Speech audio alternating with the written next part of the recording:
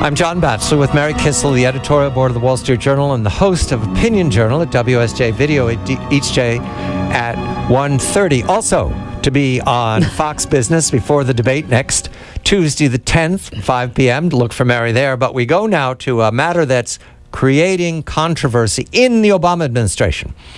Within these last hours, the acting chief of the Drug Enforcement Administration, the DEA, Chuck Rosenberg, has commented about the controversy last week when Director Comey of the FBI indicated that there was a chill wind because, as he says, a chill wind that has blown through American law enforcement over the last year, pointing to the likelihood that law enforcement officers will be faulted for their protocols, that videos will be used against them no matter the facts. Now, Chuck Rosenberg has supported Director Comey by saying, I think there's something to it, saying that there's more trepidation among police.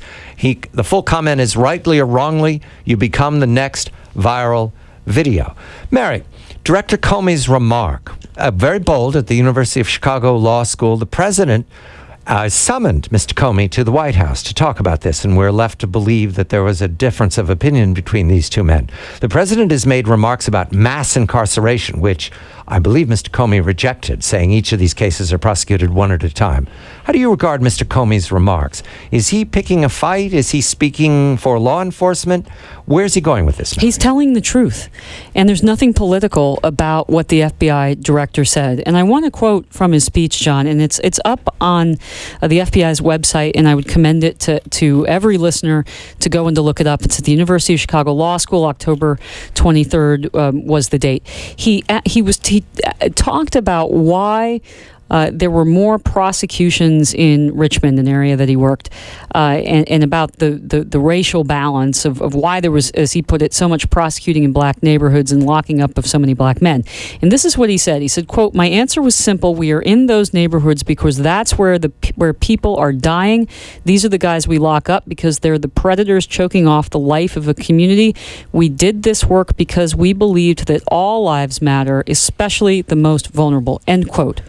John, it's an important point because the president wants to close his eyes to the reality that the people who commit crimes in these black neighborhoods are blacks. The majority of the violence is not white on black violence, it's black on black violence, and the people who suffer the most are the law-abiding black citizens of these neighborhoods. And that's why the police are there. Comey is upset that there's a war on the police and the police are being blamed, and he's trying to speak out for the vulnerable, and good for him. And now he's joined by the acting chief of the DEA, that's Chuck Rosenberg, who is a member of the administration. Mr. Comey is not in a formal sense because his appointment continues another 8 years, meaning he may outlast the 45th president of the United States. We welcome our friend, my consigliere, Eddie Hayes, who is a veteran prosecutor and defender in New York City. And I want to bring this to New York, Ed, because you've heard Director Comey's remarks. Now we have acting chief of the DEA, Chuck Rosenberg's remarks.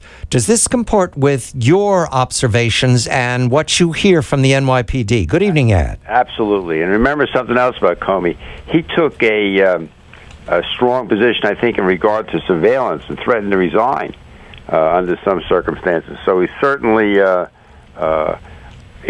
willing to take positions on various parts of the spectrum.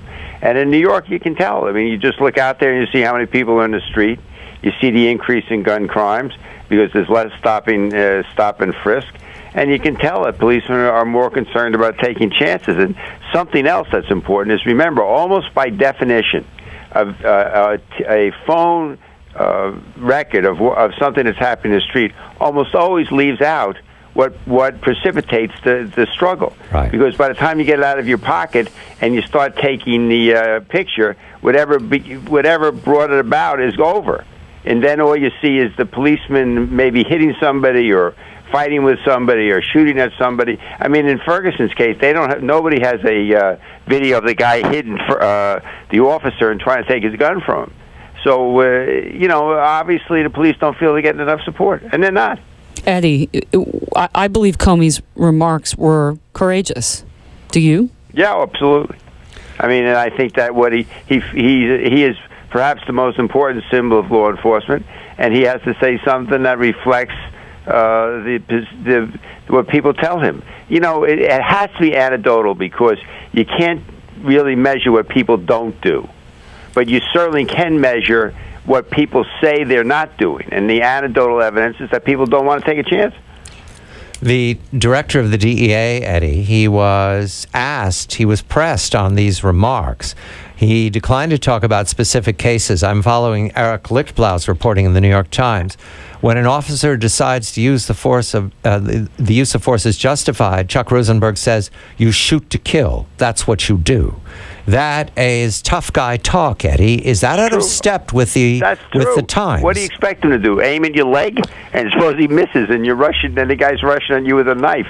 What are you supposed to do? Go home to the guy's wife and kids and say, "Oh, gee, he didn't hit him in the leg, and it gave the other guy time enough to cut his throat." You know, when you have to shoot your gun, you're intending to hurt somebody, and that means you shoot at the biggest part of the body, which is the main. You don't try to shoot him in the head. You'll never get him that way, or most times you won't. And if he dies, well, you know, he shouldn't have engaged in the kind of activity where the policeman had to pull his gun. Now, there are times that the police behave very badly. Well, then the policeman has to face the consequences. But if you take 100 shootings, I'd say 98, 99 out of 100 are legitimate. But, Eddie, where's the focus on personal responsibility from the president? Why call Comey? I hate that, Mary. You're so on it. Nobody ever says, you know, hey, guys, you really shouldn't be doing this. You shouldn't let your children do this. Nobody says that. I think it's a trope. I want to turn this because summoned to the White House was the director of the FBI. It is not possible to ignore the fact that the director of the FBI has made it very clear in public statements to the Congress that he is personally involved in the investigation of the Clinton email server, personally involved. And we know that that investigation can change the election of 2016. No, it can't, because it's the Department of Justice that has to decide to indict. So Comey can do an investigation, but the White House could ultimately call DOJ and say, you know what, guys, let's let her win the presidency. He doesn't have to make a phone call. Loretta Lynch knows what she's supposed to do or not do. It's too fantastic for me to believe that Comey would allow the White House to cover over facts that his investigation is It may be that the reason why he's taking his position in regard to police activity is to warn them that if they do the wrong thing with Ms. Clinton, he's going to go public with that too. I mean, have you thought about that? So he goes in to see the president. He says, hey, look, if we determine that Hillary Clinton is doing the same thing that General Petraeus did, I'm going to tell the world. Well, Eddie, the courageous and the right thing to do would be to tell the truth all the time, regardless of the political calculations. Director Comey, did he take a risk here, Eddie, in speaking the facts like this at the end of the Obama administration? Of course he did. Now, they can't. He has a fixed term, so they can't force him out. But there's all kinds of ways that they can give him trouble. And one of the things is at some point, yes. And I mean, I certainly don't think the president called him to the White House to tell him what a wonderful human being he is. Right now, Eddie, the NYPD, is there some solace in the fact that it's not just happening to them, that it's across the country? No, I think there is solace in them. I think that you live in an anti-cop environment. And remember when the whole country was plagued by violent crime, particularly in poor neighborhoods, you know, cops were heroes for putting their lives on the line. And now all of a sudden there isn't as much crime and everybody's after them. Well, excuse me, fellas. You know what I mean?